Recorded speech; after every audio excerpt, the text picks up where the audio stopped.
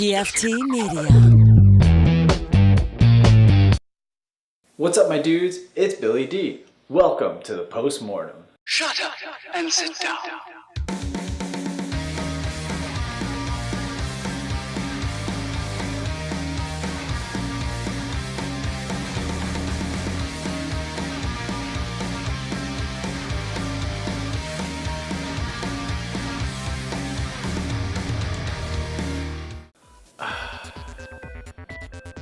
Something's not right.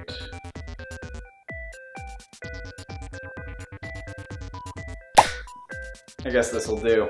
Welcome to episode 13 of the Post Mortem. This is a solid episode. Let's jump right in. Number 40. Number 40 is a really interesting pick. We have the 2000 Japanese film Battle Royale, directed by Kinji Fukasaku. This was the last film that Kinji Fukasaku completed before he passed away in 2003, and it's based on a manga of the same name called Battle Royale. 42 ninth graders chosen at random to participate in a fight to the death where only one of them can survive. This movie is hardcore, and it is great. It's super smart, super well written. The kids are all totally believable 14-year-olds. It's a super solid dystopian sci-fi action film. Truth be told, first time I saw this movie was on a bootleg VHS that I bought at a comic book convention in 2002. This movie wasn't released in the United States until 2011.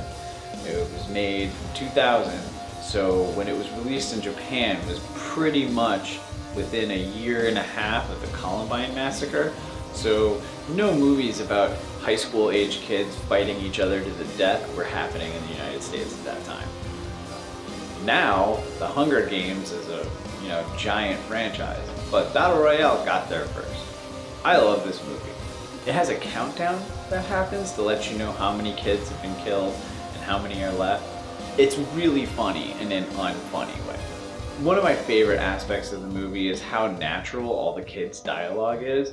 They aren't reaching for big, complex abstractions. Their worries and their cares are very much the worries and cares of 14-year-olds.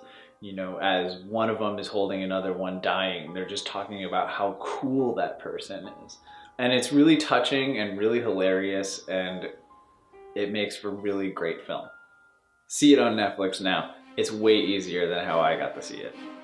Number 39. This is a special movie for me. This is a movie I can pick up at any point and just watch to the end. I've bought this movie on a number of different formats. The first time I saw it, I was about 8 years old, and that's the Paul Verhoeven classic, Robocop. Robocop is about a robot police officer.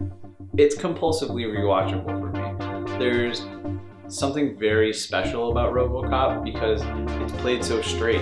At no point does it seem like a joke. And the cast is out of this world, peppered with great character actors. Miguel Ferrer, Peter Weller, Ray Wise, and Verhoeven knocked it out of the park.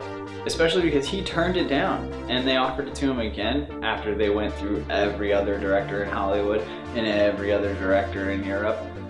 They got to him a second time. His wife famously said, maybe you should take a look at this script again. He read it again, and it clicked for him, and he realized he needed to make Robocop. And boy, am I glad he did. So if you have the unrated version of Robocop on Blu-ray or available to stream, that's the one that's got way more squishy violence in it. And believe me, Robocop has a ton of squishy violence.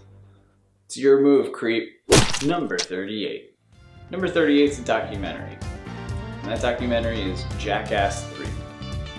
Now, I've chosen Jackass 3 over Jackass 2 and Jackass 1, but really all three of them are super special films. The Jackass series and the Jackass films capture a really special moment before the internet when people were doing stunts and filming each other, antagonizing each other, creating these larger-than-life reality characters out of themselves, and really going big. I think that the Jackass franchise on a whole is important culturally. that Jackass spirit, you know, the go big, have fun, you know, it doesn't matter who you piss off. But the really like crazy thing is that they never really did anything mean. Like they never did anything mean-spirited to people outside of that group. So unlike, you know, today's YouTube pranksters, the Jackass group was kind of wholesome in that way. Granted, wholesome is not a word I would use to describe Jackass outside of this context. See all the Jackass you can. Absorb it. Number 37. This is a special movie. These are all special movies, but this one in particular is one of the first movies I remember seeing. And that film is Sergio Leone's The Good, the Bad, and the Ugly.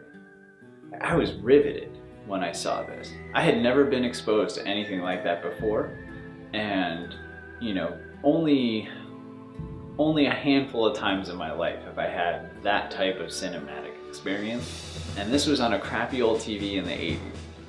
I think part of my love of film comes from The Good, the Bad, and the Ugly. Those opening credits with all that animation, the painted animation, the long, wide shots, the extreme close-ups.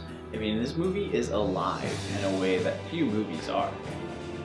And it's pure movie, you know? Everything is so perfectly stylized and choreographed and beautifully shot and composed. And now that we have the, you know, ultimate 2-hour plus cut, the restored version of the original Italian film negatives, this movie's breathtaking. See young Clint do some damage. See some youngish Eli Wallach. I'm not convinced he was ever young. The amazing Lee Van Cleef. He is so great as the bad. There's very few cinematic bad guys that are as relentless and calculating as Angel Eyes. See The Good, the Bad, and the Ugly. See it big, see it loud. Number 36. I love time travel movies. Love them. I'm a sucker for a good time travel movie. I'm a sucker for a bad time travel movie. But there's very few times where the bad time travel films transcend their own badness and become great. And one of those films is Bill and Ted's Excellent Adventure. This is one of the most fun sci-fi comedies ever. It's a perfect time capsule of the late 80s and of the stupid stoner character, the stupid skater character, the heavy metal dude, whatever you want to call Bill and Ted. They are just perfectly Bill and perfectly Ted. There's some really stupid time travel logic in this movie that works in a way that just doesn't work in any other time travel film. Like, you're willing to suspend disbelief so much for Bill and Ted's Excellent Adventure. Bill and Ted's is most excellent. Whew! We did it. Made it through another episode. We are ripping through this list at a pretty breakneck pace. I think I'm gonna be done by Christmas. Probably done by Christmas. I have to look at how many I actually have left to do. So remember, like, comment, and subscribe. Talk to me down there. I'm lonely up here. As always, stay cool. I'm Billy D.